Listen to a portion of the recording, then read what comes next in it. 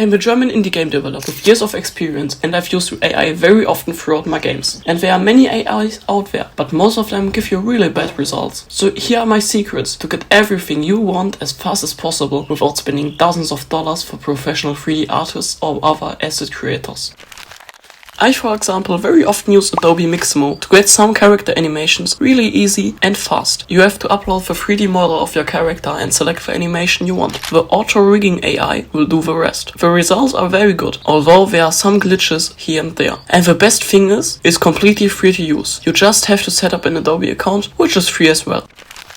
Another cool and free AI is GPTGame. It's a web-based program that can generate simple games with a prompt, like ChatGPT. It then generates the game and you can watch it writing the code. And if you see any mistakes or want to change some mechanics, you can just edit the script. If you are happy with your game, you can share a custom link with your friends.